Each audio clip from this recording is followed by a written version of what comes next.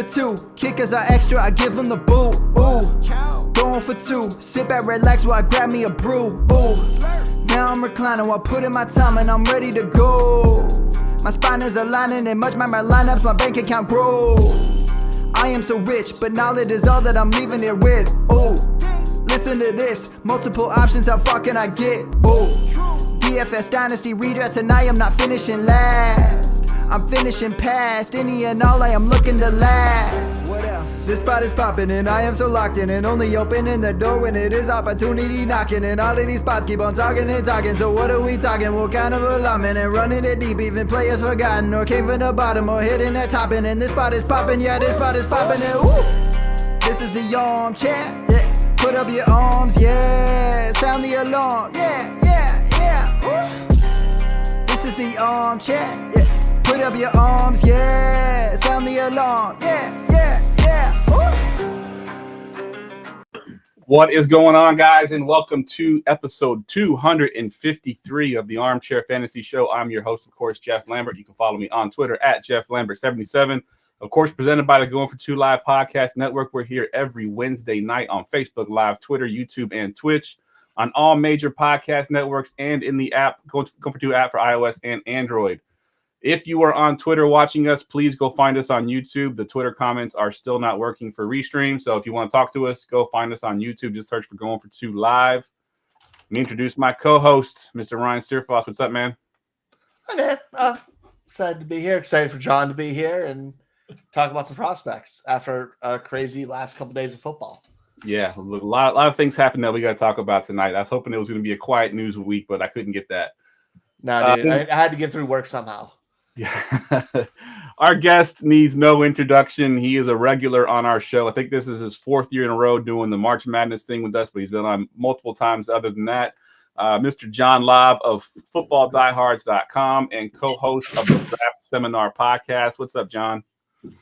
If you hear a noise, I have a brand new little kitty. She just knocked something over, so I apologize for that.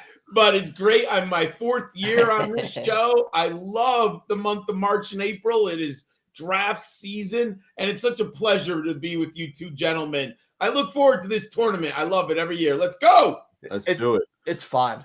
I forgot to give your Twitter handle there, John, so go ahead and tell everybody where they can follow you at. Oh, thanks. I'm on Twitter at GridironSkull91. I couldn't afford the A and the R, and you can check out my videos with my teammate Matt Hicks on the Rookie Big Board channel. Just type that into YouTube, and you can check out all of our player prospect videos. We have 24 up right now, and each one's about 10 minutes long. Definitely. Yeah, it's definitely a good watch. Quick and easy. Get in, get out, learn about the prospects. It's a good thing. And Matt Hicks is a good guy, too. He's been on the show a few times as well. All right, let's get to it. That's all right. And now, the five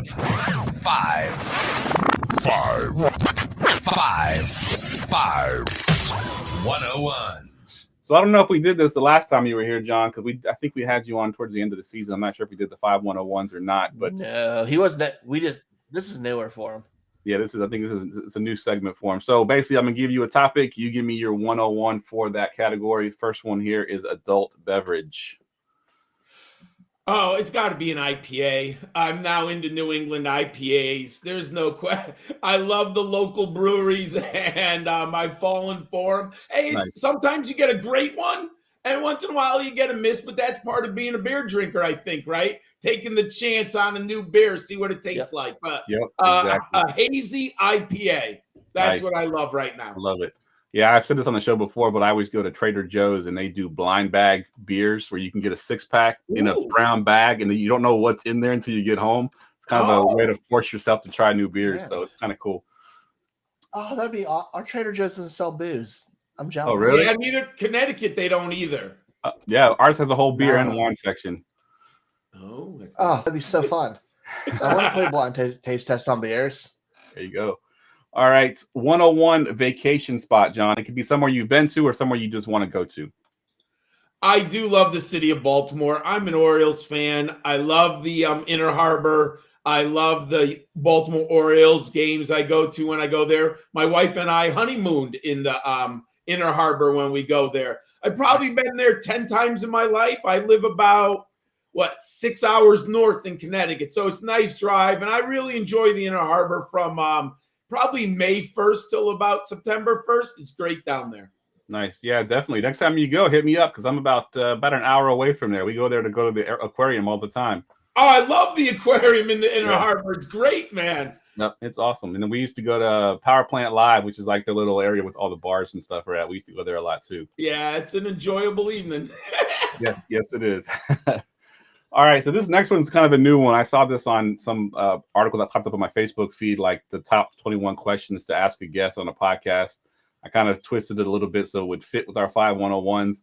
But if there was one question that you could ask and be given the 100% truth on that question, what would your 101 question be?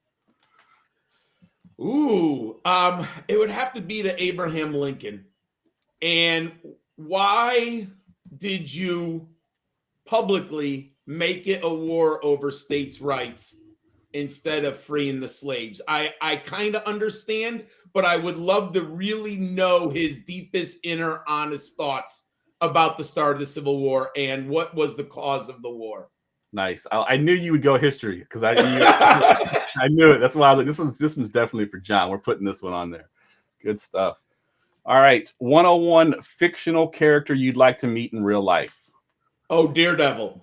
There's just something fascinating about Daredevil, the dark side of Matt Miller. Just Hell's Kitchen when, you're talking about New York City and, he's blind, but he helps as a lawyer. He wants to help the common person, but there's a real dark side to Matt Miller and Daredevil at that.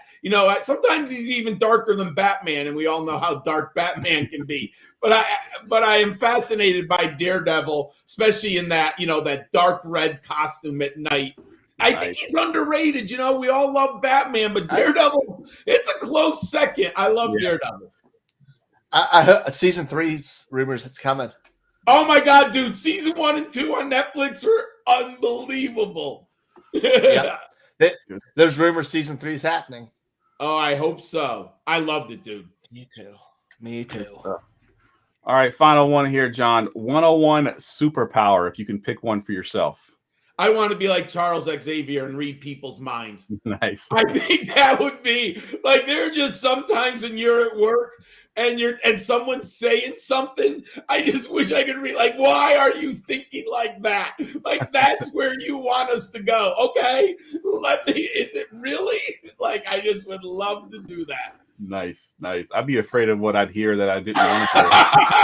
I might go mad, but it sure would be fun. This whole podcast, Ron's probably saying, fuck Jeff. Dude, I barely pay attention when people talk, let alone listening to their minds. I'd be in trouble. All right, let's get into some football stuff. News and notes from around the league. News and notes, as always, brought to you by Underdog Fantasy. It's fantasy football without the waivers, without the lineups, no worrying about injuries. With their best ball league, you can do the fun part, and that's draft. It's like a mock draft you can win money from. Download the Underdog Fantasy app for iOS or Android. Use our promo code GF2 and get a 100% deposit match up to $100.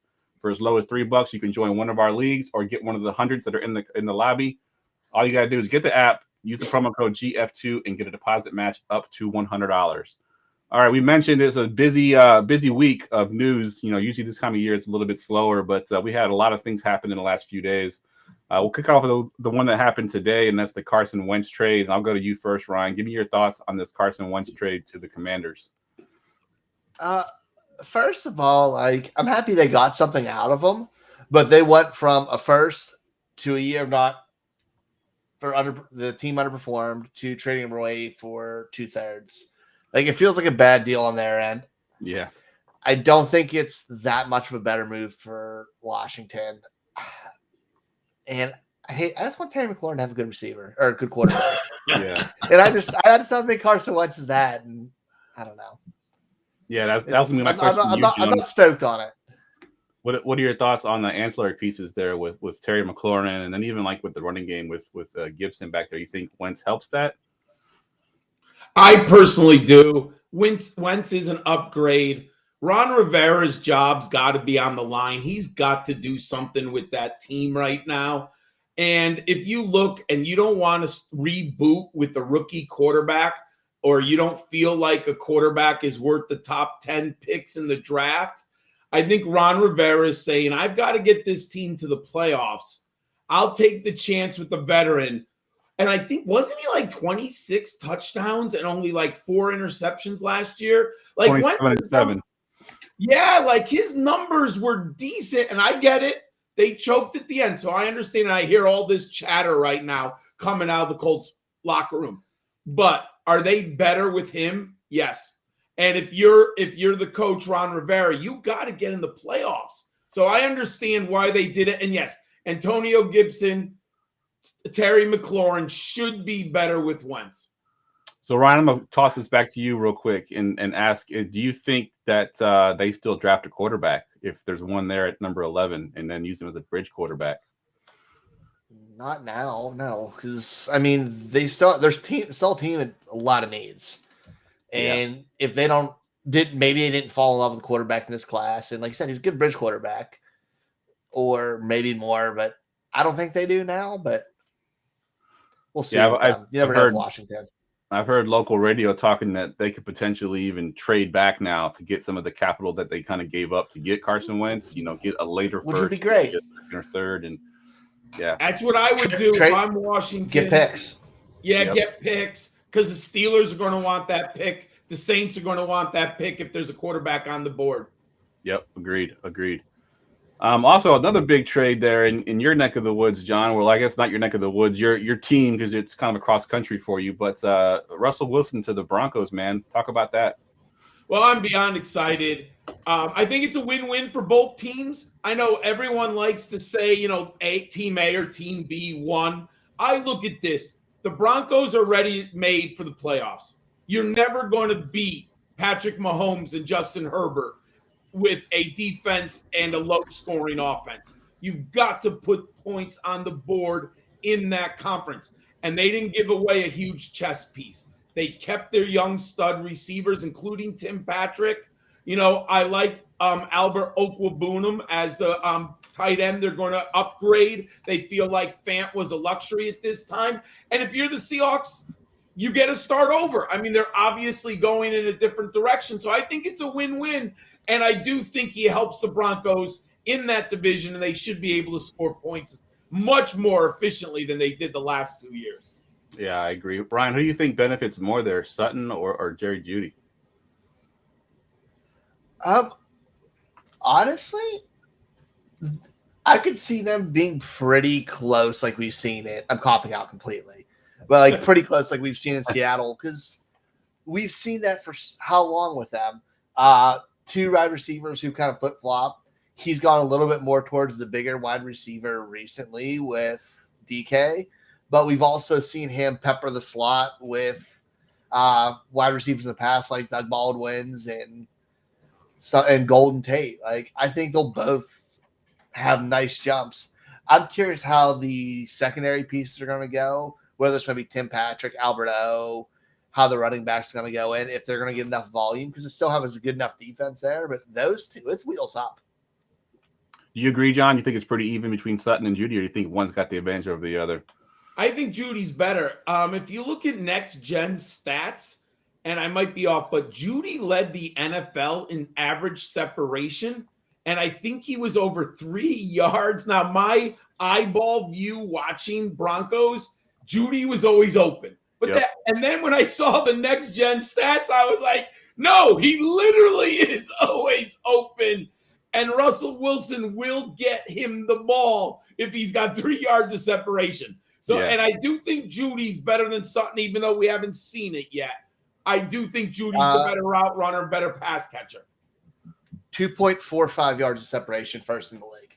Yeah, that's unbelievable, dude, in the NFL. Yeah, they had him on a primetime game, I remember, and they showed him running a route off the line of scrimmage, and he had the DB like shook out of his shoes. He had no idea where he was going. It's bad. I've seen it. Yeah, so he spins much, guys. Yeah. All right, so real quick, we'll touch on these last two. They're not so exciting. Aaron Rodgers resigns. Mike Williams resigns. I'll go to you first, Ryan, here. Is there any interest other than what we already know with these two guys? I mean, all this is just not to be boring, but it's the same. It's the same. Nothing really changes with any of this. Rodgers resigned. He got his receiver back. Justin Herbert's got his 2 receivers back. Like, it's kind of all the same. It's all the same. You agree, John? Pretty much the same run-of-the-mill stuff here? Well, for Williams, I think it helps Justin Herbert. I think you needed to bring him back. Keenan Allen is getting a little under the tooth, and I do like the symbiotic relationship. You have a big, strong receiver and a pure route-running genius. So I like that difference of 2 offensive weapons. So I think that's important for Justin Herbert. I'm worried about the Packers and the salary cap now. What are they going to be able to do to build a team around these 2 older players? I mean, we know Rodgers, I think he's 38 next year, correct? And I believe he's 40. What? He's 40. He's 40. Oh, he's and then 39 Devontae Adams is 30 now, right? So what type of pieces are they going to be able to bring around to help these 2 men get back to, I would assume the goal is the Super Bowl if you're Green Bay, but that hurts the salary cap. Yeah, definitely. They were over by $49 million before this deal. Yeah. But the way they worked the deal, they said it like cleared up some cap space. They're probably over a lot. backloaded it. They probably backloaded a bunch of it. And guarantees and stuff. All right, so what we're going to do tonight, while we brought John on, we brought him on the last couple of years to do this. We did a March Madness rookie bracket. We put some polls up on Twitter.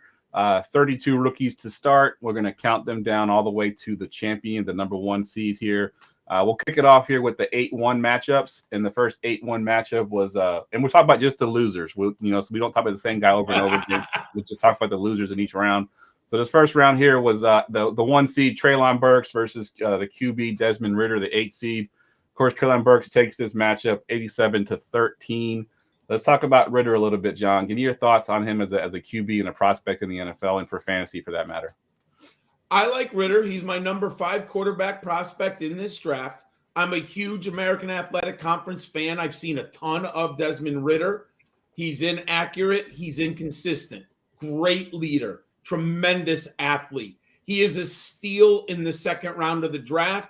As a bucket, I put him in with Andy Dalton and Derek Carr, but with legs. But I think in a super flex on a right team, Desmond Ritter could be a good fantasy quarterback, but he will need help around him, just like Andy Dalton did.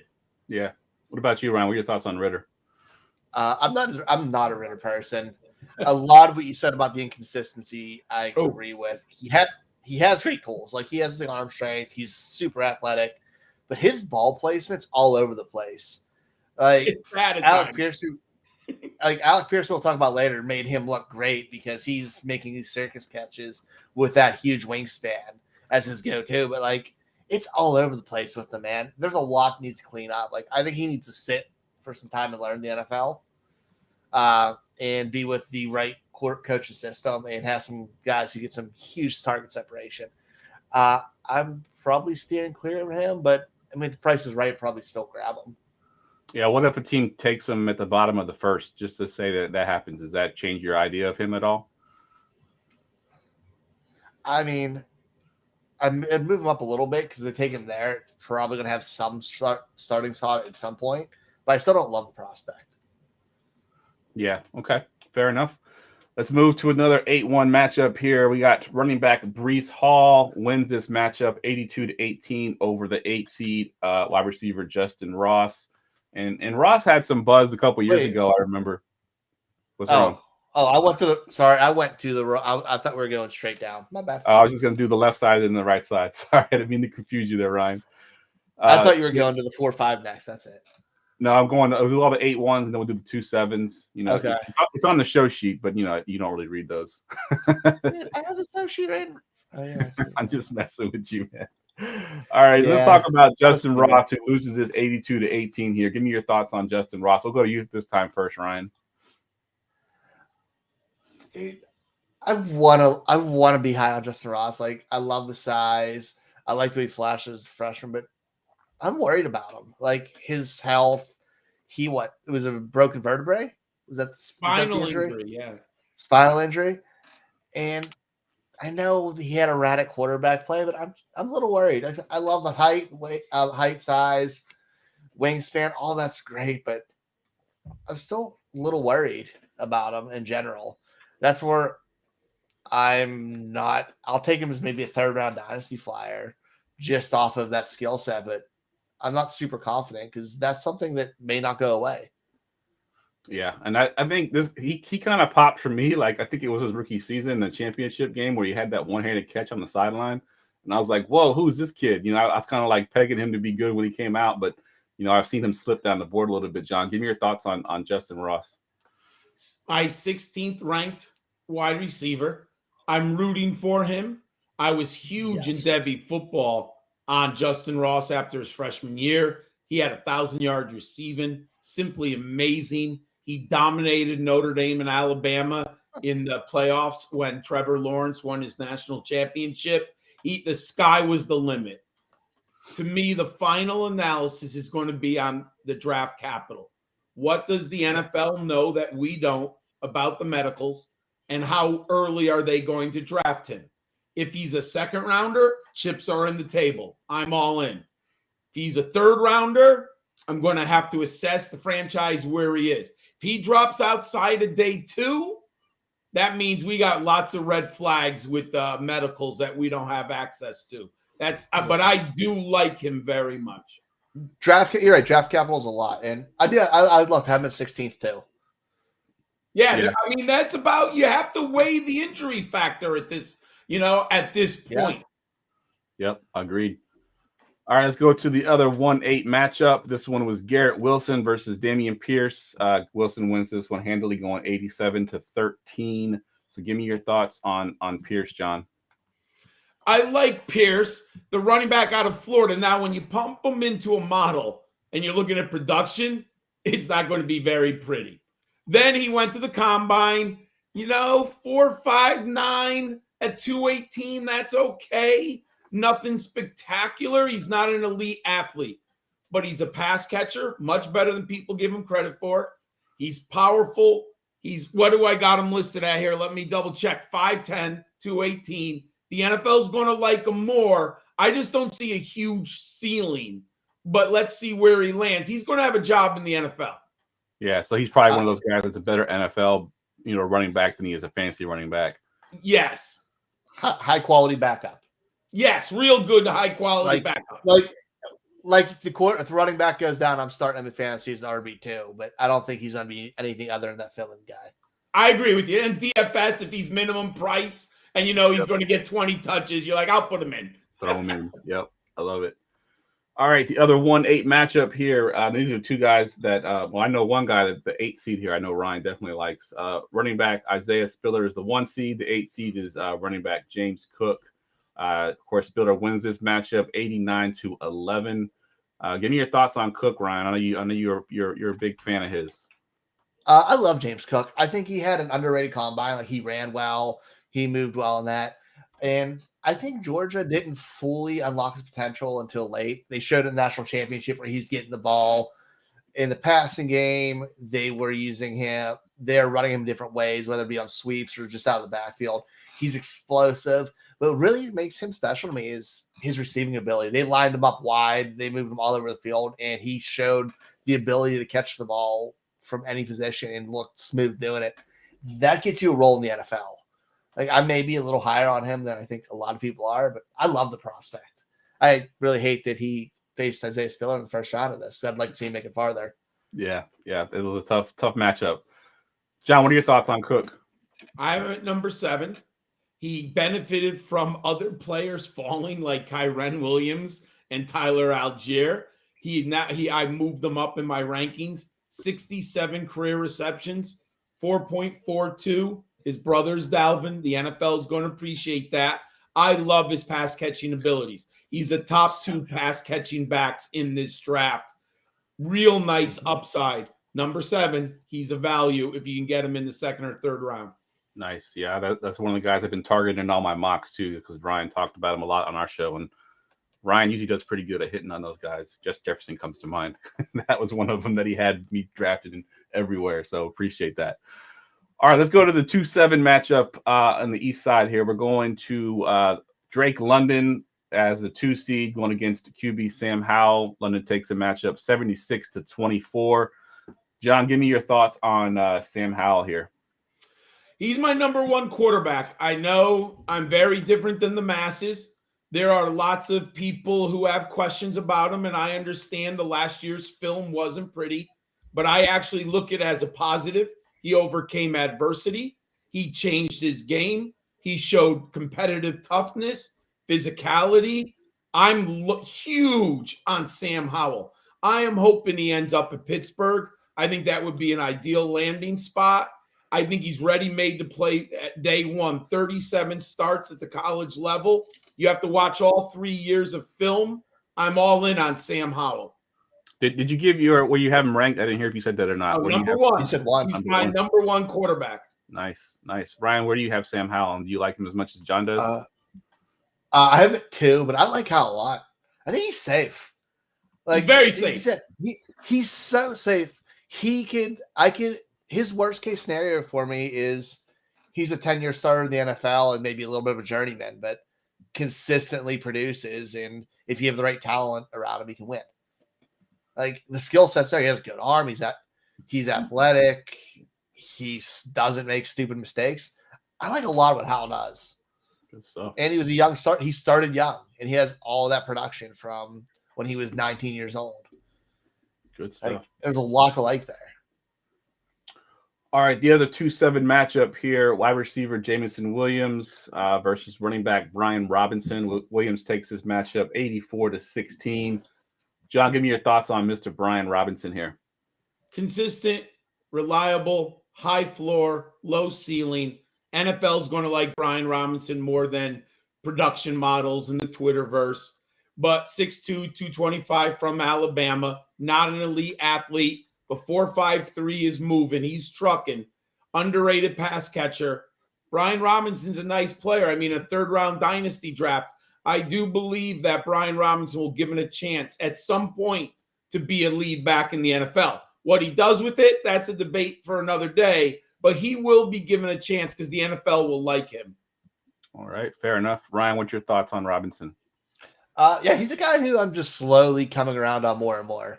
Because, like John said, the NFL likes those big backs. He's 6'1", 228. He's good. He's a good athlete for that size. Yeah. He could easily be a 2-down back in a committee and get red zone opportunities, worst case scenario. Like, he's going to have a role on the team. And, like John said, he could start somewhere, and it'd be great. Like, he'd be okay. It could be ugly. Like, you could see him in somewhere the Jets start splitting time with Michael Carter, and they'd be nice compliments to each other. Like, he could have a role. I like it. So he's like a third round, put up on your taxi squad, which we get the opportunity. Yes, absolutely. Yeah. I like it. All right, the other 2-7 matchup here. One of my favorite guys. He was my RB1 going into the combine. He wasn't coming out of the combine, but Mr. Kenneth Walker at number 2 seed there, and the number 7 seed is Zamir White. Ryan, we'll go to you. Give me your thoughts on Zamir White. I'm confused. Zamir White confuses me because I didn't like him on film. Like, I think he's just a north-south guy. I didn't see the speed where he came out and ran a 4.40. That kind of shocked me a little bit. But, like, that size and a little bit of speed, that's going to get him in a role in the NFL. So, again, he's another similar Brian Robinson to me where I think he has a nice 2-down role. I don't like him as much as Robinson, but I think he can do a little bit of the same. But I don't know about the prospect because I initially just didn't like him. I didn't see the burst. I didn't see wiggle when he ran. I just thought he was a north-south guy who benefited from Georgia. But I questioned that a little bit after seeing him move a little run. Okay. What about your thoughts, John? After the combine, I saw the 4.40. I went back to some film early Sunday morning, rewatched him. 6 feet, 214. More wiggle than I expected, overcoming 2 serious injuries. That's a factor in this, but I moved him up to number 5, and I guarantee a starting SEC running back who can run between the tackles is going to get an opportunity in the NFL. I mean, I was always against the so-called SEC bump, but I'm all in now. I'm sorry. They're the best players, the best conferences. When you have an SEC back from an elite program like Georgia, they're going to get an opportunity in the NFL, and he's got the size and speed. So I have him at number 5. If he's in the second round, I'm all in on him as a dynasty prospect. Nice. You get him at a good I know value. I know who I'm rewatching tomorrow. He's pretty good between the guards, brother. He's got vision. I know he. I know. I need to go. I need to go back. All right, this final 2-7 matchup here. I think these two guys, at least in my personal rankings, took the biggest jump in after the combine. I think both of them had a pretty good showing, especially the 7th seed here. But the 2 seed is Chris Salave. 7th seed was Christian Watson. Olave takes this matchup 79-21. But Watson seems to have been sort of the hot name coming out of the combine. Do you agree, John? Oh, yeah. So I started hearing about Watson last November, and I made a point of watching North Dakota State in the FCS playoffs. Because if you know, the Bisons are great, and ESPN or ESPN2 always televises the FCS playoffs. But the problem is the Bisons play in a run-dominated offense. And you did see big plays. So I made a point of watching as many drills of him one-on-one at the Senior Bowl. He was great. So then I had to see, what is the athleticism? I know he can compete with the big boys at the Senior Bowl. What is the athleticism? Well, he runs a 4.36, 6'4", 208. Sorry, he's number 10. I don't care where he played. He's athletic. He's a home run hitter. He's a special teams player from day one. 6'4", 208, versatile playmaker. I have a 3rd-round grade. I think people are pushing him up in the NFL draft. I don't know if he'll go in the 2nd round. If he does, I could even push him up higher. But I have a 3rd-round grade on him. He's a good player. Nice. Ryan, I want to ask you first, where did you have him pre-combine and where do you have him post, or do you know that? I didn't watch him till post-combine. He was somebody I had to catch up to later. I have him at wide receiver 9 right now. Ooh, like him more than me. Yeah, I mean, He's that good. size speed combination is great. The other thing he did really well is he jumps well. He had a 38.5-inch vert, which is nice, and it shows up on tape. Like, all that's great, but you see it blaring in almost every game. I know it's a smaller competition. Ryan, he's going to be the starting kick returner day one. He's going to get touches early. He has a lot. Like, his raw skill set's as good as anybody's. Yes. Yeah, you said it was a 4.36, right? 6'4". That's crazy. 208. 208. 136-inch broad jump. Like, dude is a freak. Yes. All right, let's go do a 3-5. Oh, I'm sorry, not 3-5. Where am I at over here? Yeah, 3-6 matchup. I'll do the 3-6 and then the 4-5. I got them backwards here on my show sheet. So the 3-6 here, wide receiver David Bell versus quarterback Kenny Pickett. David Bell takes this one 63-37. So let's talk about Kenny Pickett here, John. I like Pickett. He's my number 2. And that's I in this class, I do consider floor, especially in dynasty and NFL football. I don't want Kenny Pickett in Carolina. Let me just say that. That's a bad spot for any of these quarterbacks. No. However, Kenny Pickett he can play from day one. Remember, he's an older prospect. He's going to be 24. There are some things in his resume. He wasn't very good the first 4 years on campus. Did he jettison up? Yes, he was amazing this year. No question about it. Landing spot's important. I'm not worried about the hand size. I think he can play. He can throw on the run. He is athletic. I like him, and he should be able to start from day one. So I love him in a super flex draft as a value because he seems to be slipping down boards. Yeah, I've seen him slip down boards quite a bit, actually. Ryan, what are your thoughts on Pickett? I agree. I think he can start day one. The small hands thing's weird. Like, I know they said he had 26 fumbles, which is a lot, and which caused that to be concerned. He also plays in Pittsburgh, where we don't have great weather here. And people are like, "Oh, what if he goes to a bad weather team?" He spent 4 years playing in that. Like, it's terrible here. So I'm not that worried about it. But he's another guy who's a high floor. He's smart. He makes really good decisions. He doesn't force the ball. I feel like he knows his own limitations as a quarterback. And he's much more athletic than everybody considers him. Like, he'll be, I think he'll be good. Good stuff. All right, the other 3-6 matchup we got here is wide receiver George Pickens against tight end Jalen Wiedermeyer. Is that how you pronounce his last name? I'm pretty sure. Yeah, it looks right.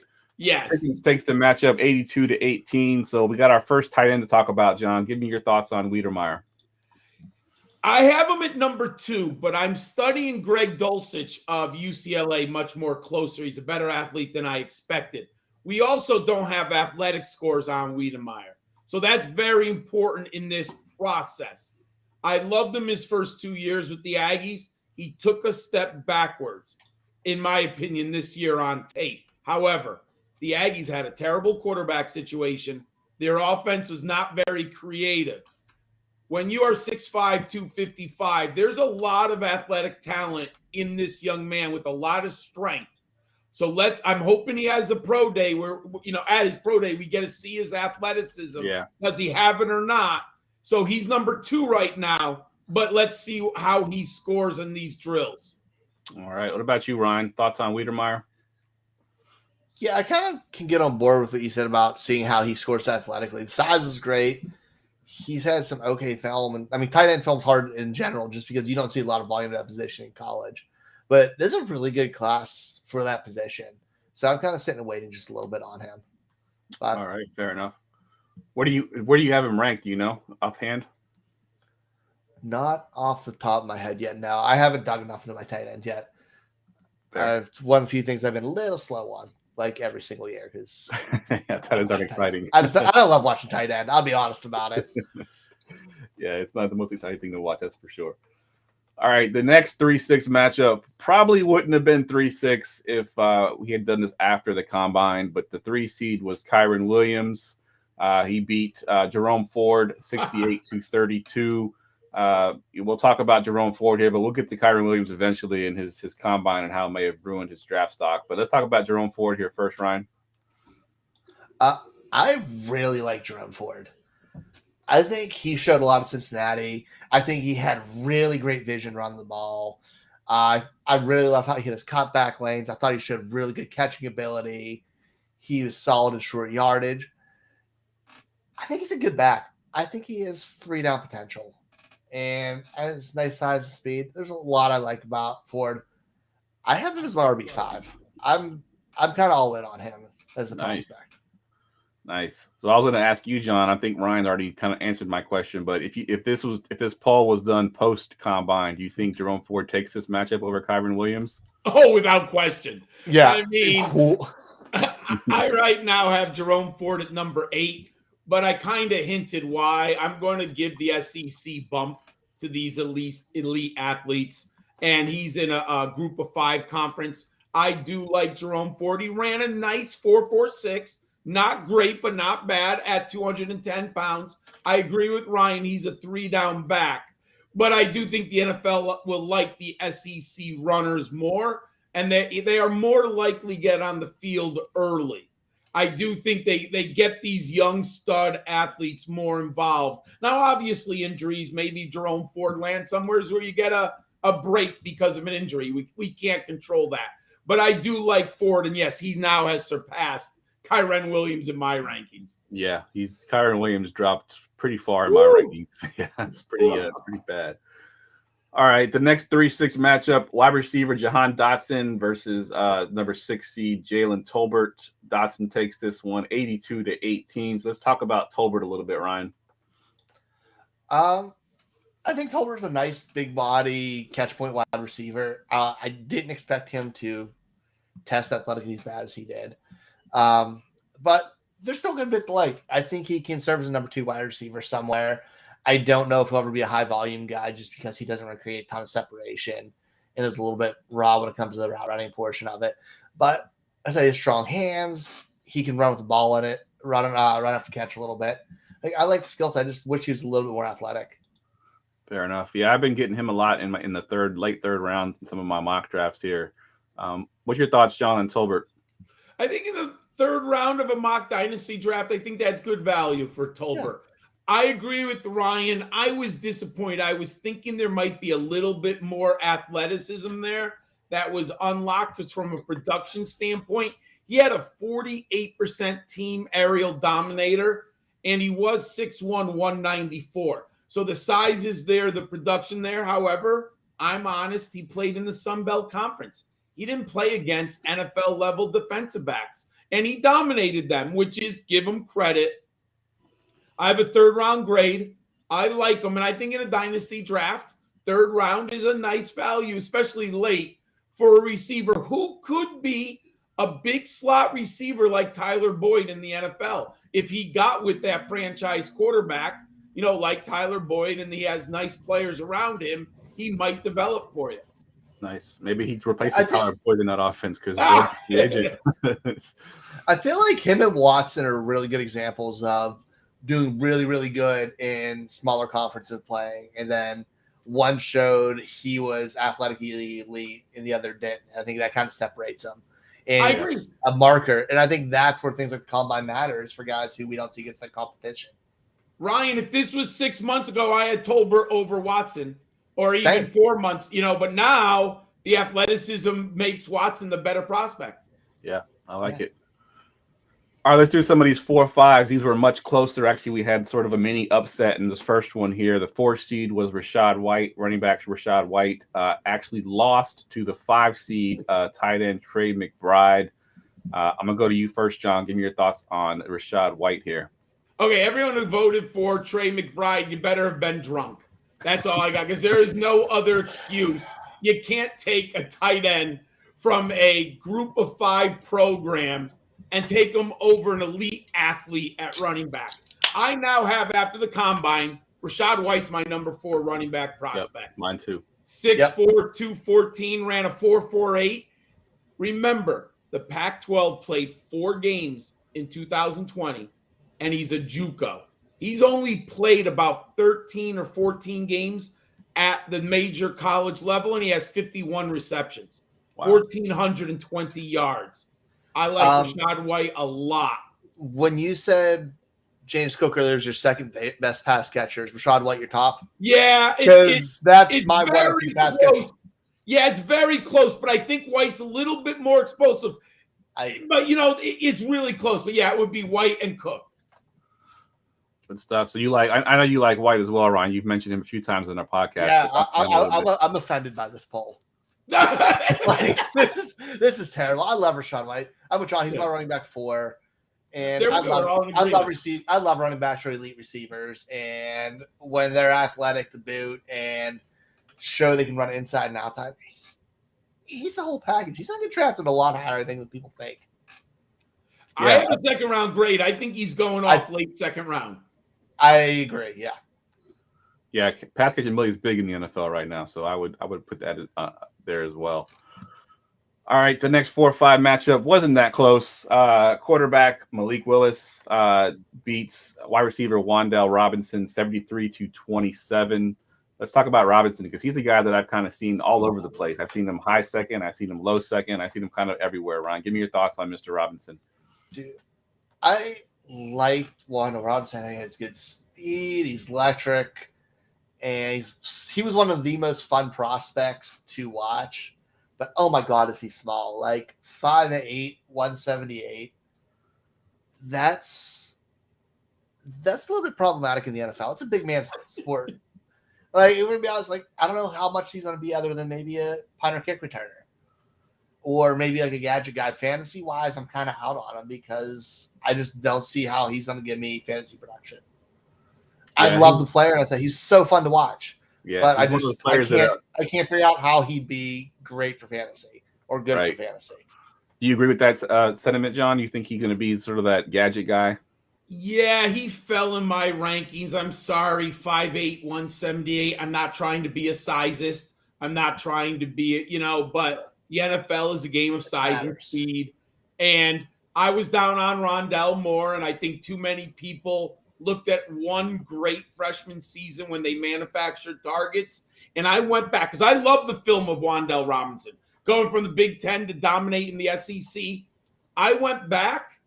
They manufactured a lot of targets. Not as bad as Rondell Moore, but then he only ran a 4.44.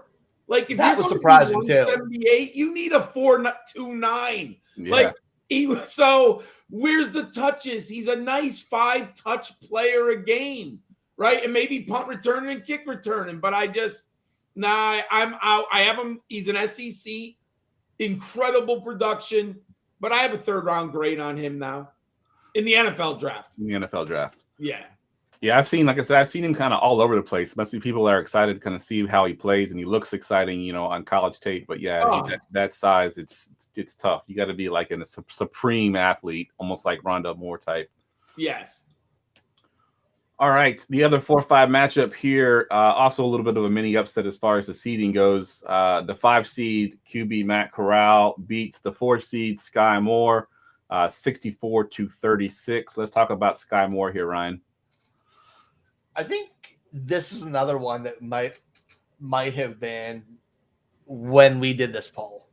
Like, I think Sky Moore is somebody who's popped lately. He's gotten a ton of talk at the Senior Bowl.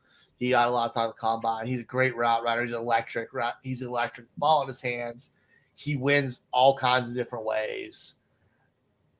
I can see Sky Moore being a really good NFL player and somebody I'm going to be drafting that late 2nd round of Dynasty a lot. Like, he's in my top 10 receivers right now. Nice. I just have one spot behind, or he's my number 10. So I really like him. He's a little smaller, but he's so good at getting open and creating separation and using his speed. I'm a big fan of Sky Moore. All right, John, do you agree there that Sky Moore would have won this poll if he would have run it, post Combine? I do. I have it at number 9. So Ryan and I just have Watson and Sky Moore flip-flopped. A 4.41 at 5'10", 195. Love the tape at Western Michigan. He's better than Dwayne Eskridge. And Dwayne Eskridge went off in the 2nd round. And I think Sky Moore is the better prospect. So I'm all in on Sky Moore. I agree with Ryan. I really like this young man. Hearing Daniel Jeremiah and Bucky Burks talk about him and what the scouts were saying about him. They love him. They love him. Yeah. And they specifically mentioned how the Steelers scouts loved them because it reminded him of a certain player, which I'm not saying, but that also persuaded me a little bit as well. And what a great name, too, for the NFL, right? Sky. It is a great name. What a great T-shirt. I feel like you could make a real good logo of exactly. Sky Moore, right? Like, I like it. All right, the last 4-5 matchup here, and then we'll move to the 2nd round. We got another mini upset. Oh, actually, no, I'm sorry. The 4 seed won this one. The 4 seed was running back Tyler Algier. He beats wide receiver John Mechie 55-45. Let's talk about Mechie here, John. Underrated. I think he has a very high floor. 65 catches, 800 yards, 6 touchdowns in the NFL. Nice ceiling. Maybe, 1,000 yards with 8 touchdowns. I don't think he's a 1,400-yard receiver. NFL's going to like John Mechie. 5'11", 187, Alabama. We've seen the talent come out of Alabama. You're going to get the SEC bump. He's benefited from some other players falling down the board. I think he's very underrated. I have a 2nd-round grade. Don't be surprised if he goes off earlier than you think. I think John Mechie is a very good NFL player. Good stuff. Ryan, what are your thoughts on Mechie? I'm going to agree with mostly John says. I like Mechie. Hopefully everything's cool with his medicals and he's healthy. Yeah, I'd feel safe with him on my NFL team. Like, he's a great complementary piece on an offense. Oh, yeah. Great complementary piece. Good stuff. All right, we are moving into the 2nd round now. We got the first matchup. Here's a 1-5 matchup with wide receiver Treylon Burks going up against tight end Trey McBride. Burks takes this matchup 83-17. John, give me your thoughts on McBride here. I know you didn't like him beating out Rachaad White in the previous round, but how much do you like him as a player here? I do. He's my top-rated tight end. The production's off the charts. He's not as big as they listed him. He's 6'3", 249, which is still good. I had hoped he was going to be like 6'5", 255, but he's still got good NFL size. Not an elite separator, but he is a two-way tight end who's nasty at the line of scrimmage. He gets mean, he punches people, and he's going to be able to beat zone coverage in the middle of the field. So I like Trey McBride, my number 1 tight end. All right. And for the sake of time, we're just going to go 1-1. So I'll take the next matchup here. It'll be the 1 seed versus the 4 seed. Ryan, this will be yours. It was the 1 seed Breece Hall versus the 4 seed Malik Willis. Breece Hall takes this one 71-29. So give me your thoughts on Malik Willis here. Malik Willis has been the hot commodity since the Senior Bowl. He has, I don't know if his floor is as high as some of the quarterbacks we talked about earlier, but I think his ceiling is much higher. Like, he has the arm tank. He has a crazy arm. He has elite athleticism. Just heard an interview with him recently. He seems like he has everything together and can lead an offense from everything it shows there. I really like Malik Willis. I wouldn't be surprised if he ends up being the first quarterback taken. Was he the one at the Senior Bowl or the Combine or one of those where he was like giving a homeless guy something out of his? Yes. That was at the Combine. Yeah. And it was a pregnant lady. He like corrected them on an interview about it. Yeah, I saw. I didn't see the whole thing, but I did hear about that. So that's pretty amazing right there, because no one was watching. They didn't know that someone was going to record that. It wasn't like it was like staged or anything. So that's a pretty cool story. There's a lot to like with him. And we talked about Carolina. He could be somebody who would fit that offense. And I'd feel a lot more comfortable with him than any other guys there because his ability to scramble. Nice. All right, another 1-5 matchup here. Wide receiver Garrett Wilson versus the number 5 seed Matt Corral. Garrett Wilson takes this matchup 73-27. So talk about Matt Corral, John. He's my number 3 quarterback. He hits 5 of my 6 benchmark stats. It might be a challenge going from Lane Kiffin's Mississippi system to the NFL. He might have a little bit of a learning curve, but he is 6'2", 212. And he's a lot tougher than you think. He has 1,321 career rushing yards. And I really hope the young man learns the slide. Because if you watch Mississippi as much as I did, he took a lot of big hits. So I do hope that he protects himself a little bit better in the NFL. But I like Matt Corral a lot, my number 3 quarterback prospect. All right. Next one's a 1-4 matchup, and this one was a lot closer than I expected it to be. The 1 seed was Isaiah Spiller, and he takes the matchup just by a little bit over running back Tyler Algier, 57-43. Ryan, give me your thoughts on Algier. I really came around to Algier. Like, he was somebody I kind of question BYU running back sometimes, just because I feel like they always have these huge gaping holes they run through year after year. But he seemed to always find it. I thought his vision was top notch. He has good enough long speed. I thought he's a fantastic pass blocker, which is going to keep him on the field. He has really great contact balance, and he's solid enough as a pass catcher. I think he's somebody who can stay on the field and has some potential in the NFL. If he gets a starting job, he can produce with it. All right, good stuff. Going back to the East Division here, wide receiver, number 3 seed wide receiver David Bell versus number 2 seed Drake London. London takes this one pretty easily, 77-23. So give me your thoughts on David Bell, John. One of my more disappointing outcomes at the Combine. Sky Moore, Christian Watson, they catapulted Dave Bell. I've been on the Purdue wide receiver for 3 years now. The production model likes him, 232. 31% team aerial dominator, 6'1", 212. But he wins with physicality and contested passes. And at the NFL, that's not going to happen. And his athleticism, 4'6'5". Jordan Davis was 345 pounds and outran him. Just take that in for a second. Jordan Davis. Almost outran. Oh, you're right. What was Jordan Davis? I mean, but 4'7", 4'8". Oh, you're right. Okay, I'm sorry. But like that's just crazy that they're even in the same ballpark. But yeah, I have him in the top Walker 12. blew him away. Yeah, I mean, I just can't bet on a player that he looks like Tyler Johnson now coming out of Minnesota. I mean, that's kind of what I'm thinking. Now I think his tape is better, but the athleticism is not there. He's not there. All right, Ryan, you get George Pickens versus Jameson Williams. Williams takes the matchup. So talk about George Pickens. George Pickens, another one I think who's just really catapulted this offseason because he was fantastic as a freshman. Georgia he got hurt. Georgia, not everything worked great for him there. But, man, 6'3", 200. He ran well. I think he's fantastic in contested catch situations. He has big playability on a deep ball.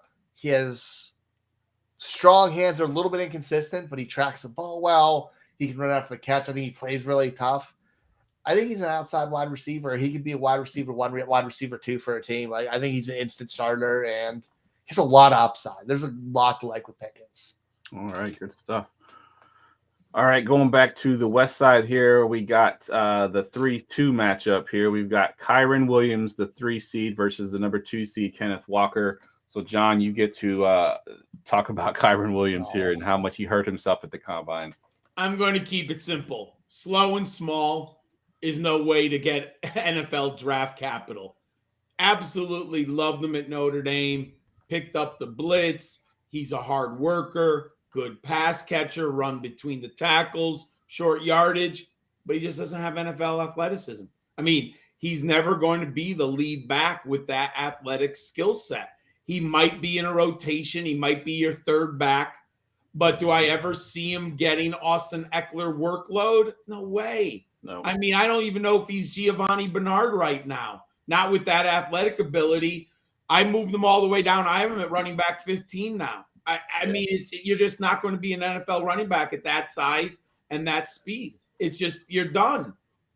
Let me ask you a question, because this is something, I don't watch the combine as closely as y'all do. I haven't probably watched as long as y'all either. But he had to know he was going to run a slow time. Why didn't he just fake an injury or something and not run it? Jeff, I don't understand how this could happen. Seriously, you hit a home run. He had to know. Did he think he was running a 4.4? Yeah, he lied to him the whole time. And he must have known his size. So he either had the worst advice ever given to it. I mean, it's just unbelievably what a poor decision it was on his part. Yeah. It was bad. Bad decision. Bet the NFL's thankful for it, though. No, yeah. Relax. All right, it's the last matchup in the second round here, Ryan. You got wide receiver Jahan Dotson, the 3 seed, versus the 2 seed Chris Olave. Olave takes the matchup. So talk about Jahan Dotson, who I know you like. I freaking love Jahan Dotson. He's my wide receiver 4.2, 4B. He's in my top 5. We'll put it that way. But I love Jahan Dotson. I think he has the freakiest hands in the draft. It's like Gorilla Glue's on him. He catches everything.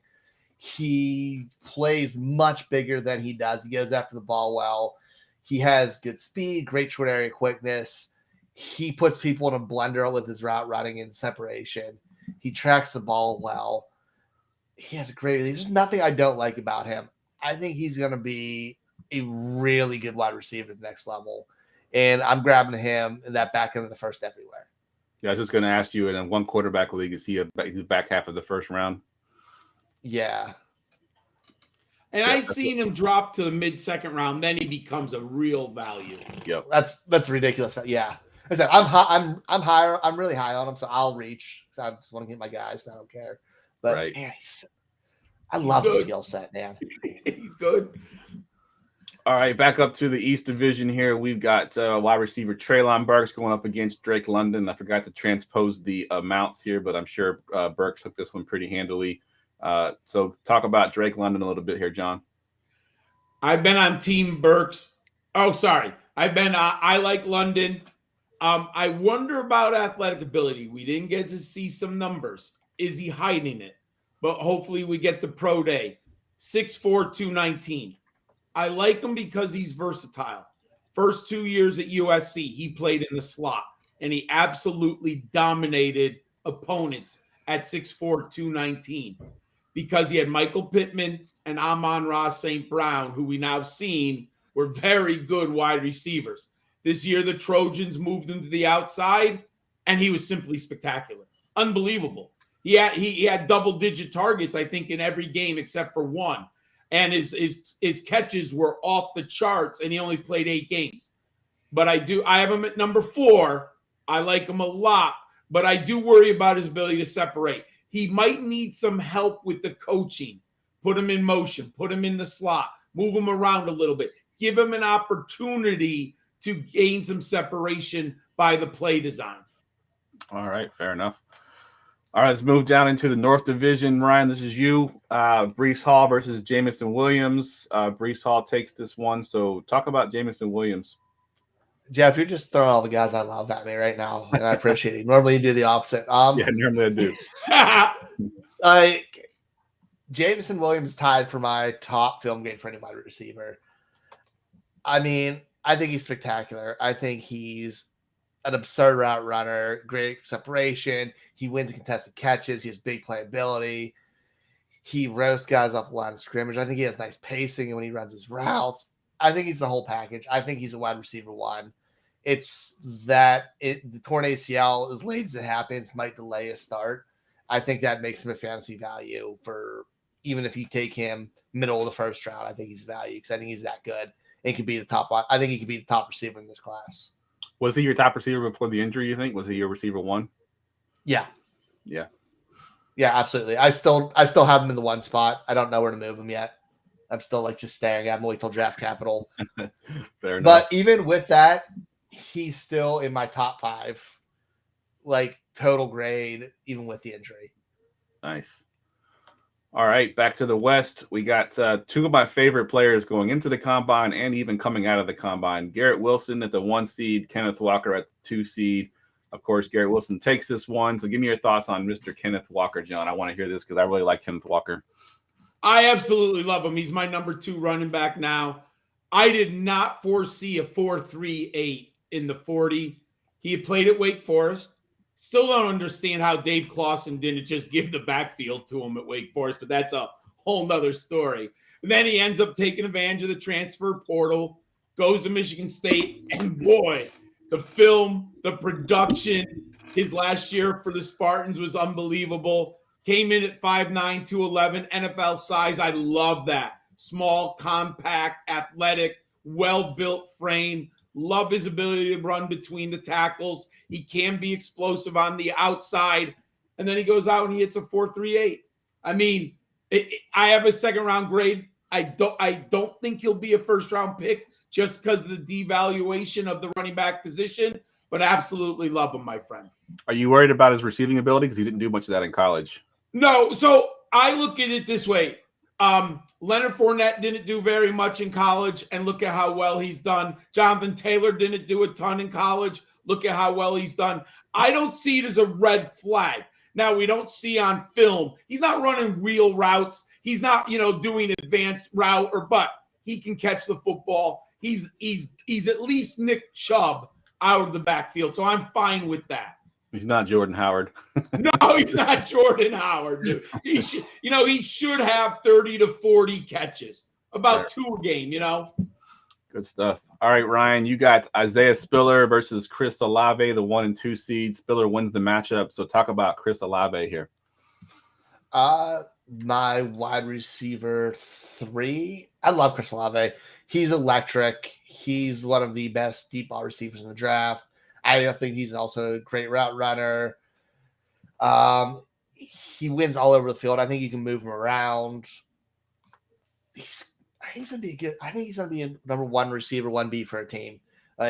He's gonna be a high volume guy in the NFL because they love guys who can get open, and especially guys who can get open deep like he can. Yeah, the route running thing is what I've heard the most of. Every right after I see, yeah, he's that guy this year. Every year they have that one guy that's like he's the route runner, and on top of that, he has the speed too. So that definitely helps his case for sure.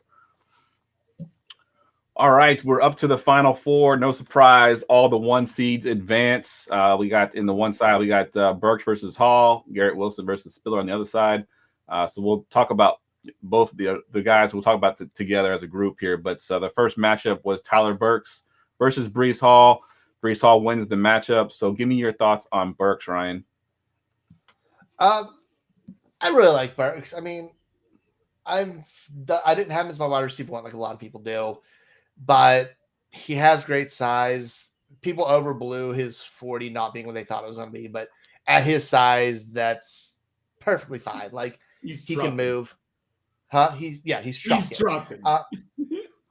I have a couple concerns. Maybe John can steer me away from it, but I think there's a lot of manufactured production for him. I don't know if he creates a lot of separation on his own and how versatile he is as a wide receiver. And I think he needs to grow in those aspects a little before I can fully put my stamp of approval on it. But the God-given ability is there, and like run after catch is fantastic, and he has big playability. There's a lot to like. I think his ceiling is as high as anybody in the draft. I have a couple reservations still. All right, fair enough. Thoughts on Burks, John? He's my number 2, 6'2", 225. I agree with Ryan. There are a lot of manufactured touches. He's not an elite route runner by any stretch of the imagination. You might need a little creative of a coach if he's in a slump and not gaining separation. Then put him in motion, give him a jet sweep, give him a quick screen. He's so deadly with the ball in his hand. He's such a physical monster at the catch point, and his physicality when he's running routes is just extraordinary. The ceiling is high.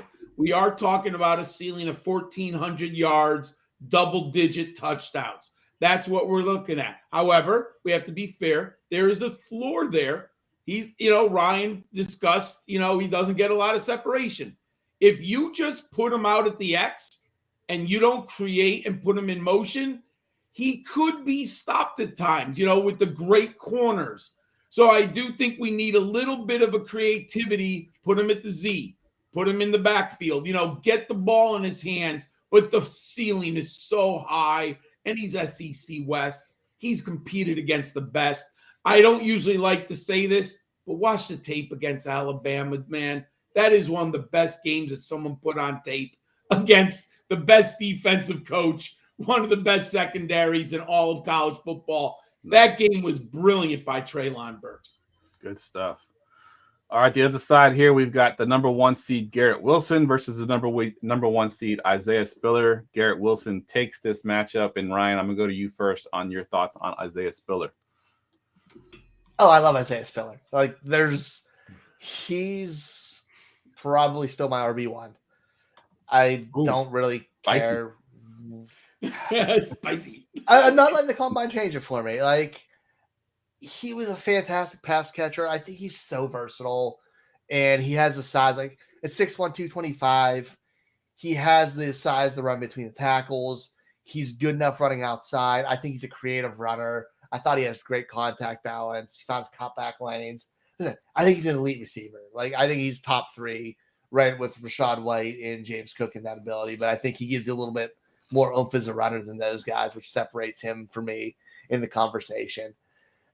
He's a good back in it. And said guys like that, they stay on the field. And I want running backs who can stay on the field, catch the ball, and produce and get 20 to 30 touches in a game. Like, those touches as a receiver really up value for me. Definitely.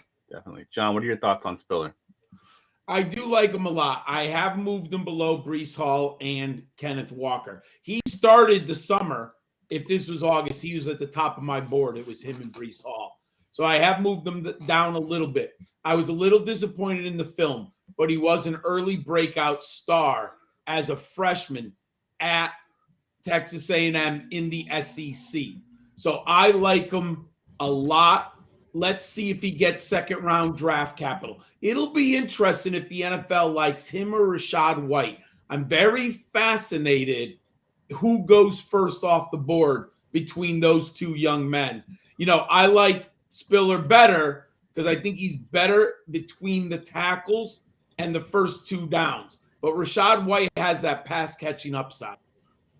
All right, good stuff. We had a comment here off the snide. Said it's crazy that most people would have him in the top 3, but very aggressive to have him higher than 3, and Ryan's got him at number 1. So, but Ryan's sticking to his guns, though. I like it. All right, we're at the last matchup here. Breece Hall versus Garrett Wilson. Breece Hall does win the championship, so to speak. So we'll talk about Garrett Wilson first, and then we'll talk about Breece Hall. I'll go to you first, John. Give me your thoughts on Garrett Wilson. He's now my number one. I fell in love studying Garrett Wilson. And I liked him all last summer. I've been on Team Wilson. My teammate on the rookie big board and I have had this discussion. He's Team Salave. I'm Team Wilson. Wilson, all I know is every time I watch film, the man is 10 yards open, 25 yards down the field. He gets open so much. Now, part of it is the Buckeye scheme. Look, that's a terrific offense that he plays in Ohio State. But you still have to get open as the route runner. 5'11", 185. I graded him as the best route runner in the class. 4.37 in the 40, 4.36 in the 20-yard shuttle. And all I know is he's open on film all the time deep. And it's very hard to get open second level all the time. And he's always open. He's my number one guy at wide receiver.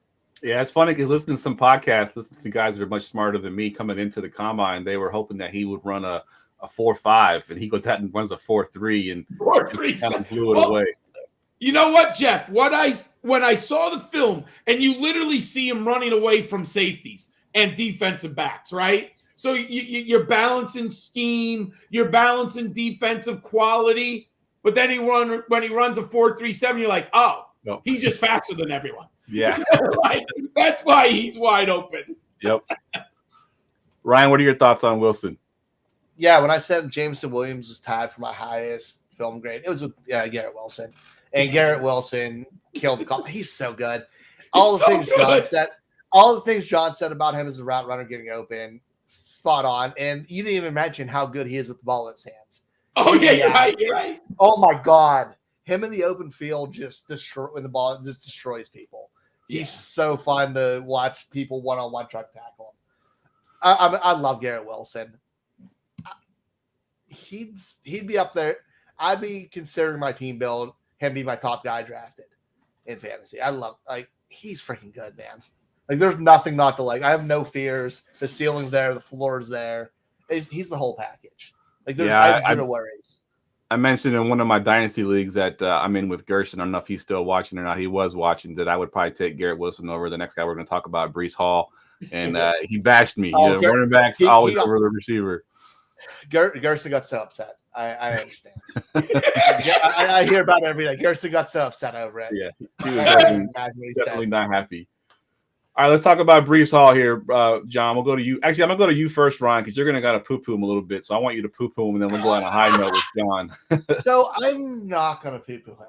So when I first watched Breece Hall, I thought he had really good contact balance. I thought he was a fairly creative runner. He ran well inside, outside. I was a little bit concerned about his burst and athleticism. It didn't always show up for me, and he proved me wrong there. Like, those top three running backs are all really, really close to me, and draft capital's going to separate it. But there's nothing really not to like. Like, I feel really safe with Breece Hall now. Yeah, Breece Hall or Garrett Wilson. There's nothing bad to say. He's so much more athletic than I expected, and that was my concern. Yeah. And when he filled that out, I feel so much better about it now. Fair enough. John, your thoughts on Breece Hall? In my 9 years of grading running backs, my top three, Barkley, Zeke, and Jonathan Taylor. I did not expect Breece Hall to be in the conversation. I had a second-round grade before the combine. And why I think he's a challenge, when you watch film, he's so patient. He looks like he's not athletic. So you do see him pressing the hole and being patient. And you kind of say, I think the subjective visual, oh, he's slow. He's not as athletic. And then he bursts through the hole. And then when you see a 4.39 at 217, you're like, you know what it is? It's this unique combination of patience and athletic ability, which is very hard to judge on film. because Ryan said it. I love him between the tackles. He can bounce the play outside. He has extraordinarily good cutback ability. Like you see plays where he's going this way and he sees the hole here, makes the jump cut and explodes through it. And that's the athleticism. But then you were like, is that the Big 12 linebackers? But you know what? When you run a 4.39, he's going to be able to do it against NFL running backs. I mean, linebackers. I have him as my number 4 best prospect right now in my 9 years. The model loves him. The production's off the charts. He started as a freshman, so you have early breakout age. You have incredible production, and he's an elite athlete with size. Hello. I mean, I can't put him over those other 3. And forget about what Barkley's done in the NFL. Barkley was an elite prospect. Yeah. Like, I have to separate what the player did from the prospect. He had 2,000 yards his rookie year. His team just did wrong by him. Yeah, I mean, it's nothing on it's not Barkley's fault at all. No. There's a question there. Injuries. I mean, yes, it's not him, the player. There's a question there on the screen there, guys. Give me your thoughts. Is he a Bell type player with that patience? Yes, he's similar. I hate because that comp comes to mind, but now that I see athleticism, you have to put that comp together. He's more athletic than Bell was. Yeah, I think so. Bell didn't test well at all. No, but he had the patience and the explosion, but he didn't test well. Bell's patience was different. He was such a just different runner. Yeah. Like, I get it with the patience wise, yes, but like Bell was just such a weird runner. Like his whole stylistically. I'll also say this, Ryan. If Bell came out today, would he test better? I think these athletes are doing more prep work. The coaching staffs are so I wonder if Bell would have been a little bit better. I feel like he just showed up at the combine and said, all right, here I am. I'm maybe on Bell. 6'1", 230, and ran 4.6. 4.6, yeah. It's not fast. I feel like he could have because he's faster on film. I mean, when 31-inch vert. Like his combine was not great. Like not good at all. The athleticism is different, but the patience, I'll take that. All right. The next segment here we do every show. This was sort of designed with John in mind. It seems this is sort of his segment here. So let's go ahead and hit the drop. Get ready for GoingFor2.com's Forgotten Fantasy Player of the Week. All right, John, you always give us some great forgotten fantasy players here. Sometimes they're before some of our listeners' time before they were even alive. But give me your forgotten fantasy player this week. I'm going to go way back in the time machine. And there is an offense that is forgotten in history. That is the Ted Marchibroda Baltimore Colts of the 70s. Marchibroda, he did some things on offense in the 70s that were so far ahead of his time. And he won 3 straight division titles in the 70s against Don Shula's Dolphins. That's how good Ted Marchibroda was. Unfortunately, they lost 3 straight first-round games because they could not beat the Steelers and the Raiders. Anyways, the key player, Lydell Mitchell.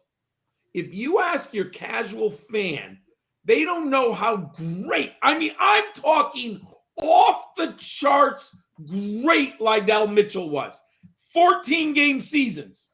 Here's just his pass catching for 4 straight years. 72 receptions. He led the NFL. 60 receptions, 60 receptions, 71 receptions as a running back. Led the NFL twice in receptions. And here are the yardage numbers for his 5 elite seasons. 963, 757. Okay. Here's where he gets silly. 1193, 1200, and 1159. Look at these touches. 301 carries, 289 carries, 289 carries with 65 catches on average a year. So you're looking at 350 touches or more for 3 straight seasons when the Colts won the AFC East, but they could not get through the Steelers and the Raiders. And if you ever want to see a great game, watch Greatest Games Ever, the 1977 divisional playoff game Raiders, Colts in Baltimore. Baltimore should have won. Raiders, defending Super Bowl champs, goes to the post. Raiders win 37-31. I watched that greatest game of all time like 5 times. I can't stop watching the game. But Lydell Mitchell was Marshall Faulk before there was Marshall Faulk. Unbelievable. Wow. So, John, you've been on the show quite a bit, and you always go back, and you usually, like I said, you usually go back before most of our listeners were even born. This is the first time that you've gone back to a time before I was born, and I'm 45 years old. This is the first time you went way back. You want to hear what's crazy? I'll never get this with my dad. I got sick, and my dad had to take me to the hospital in that playoff game against the Raiders. And we are sitting in the emergency waiting room. You know, the emergency room is always long, right? Unless you're dying. You know, you got a 10-year-old kid sick. They're like, you can wait. You can wait. And my dad and I watched on it was like a little black and white screen. You got to live in the 70s to understand. But we watched that entire playoff game in the hospital emergency room. I'll never forget it with my dad. Wow, that's awesome. That's a great one. Great pull as always, John. All right. As always, thanks for coming on, John. We'd love to have you on the show. You're one of our favorite guests, not just for me and Ryan, but for our fans as well. Give us one more time where we can follow you at, where we can find your stuff at. Thanks, gentlemen. I had a blast tonight. Follow me on Twitter at GridironSkull91. I couldn't afford the A and the R. And if you want my written profiles, I mentioned it. I've done it for 9 years with the footballdiehards.com. Go there right now. All my files are free. All my scouting reports, the historical, the models are there, how I put the players in. And you can see I have my historical model from the last 9 years. I have the top 16 running backs. So you can compare the numbers of Zeke and Barkley and look at them with Brees Hall to see how the top running backs compare over that period. Nice. Good stuff. Ryan, what you got going on? Find me here every Wednesday night. Find me over at Sports Illustrated Draft Bible. Our Dynasty Draft Room episodes come out Wednesday mornings. And find me on Twitter, Foss534. Good stuff. As always, guys, you can follow me on Twitter at JeffLambert77. You can find me here every Wednesday night on this show with Ryan. For John, for Ryan, I'm Jeff. We will see y'all next week.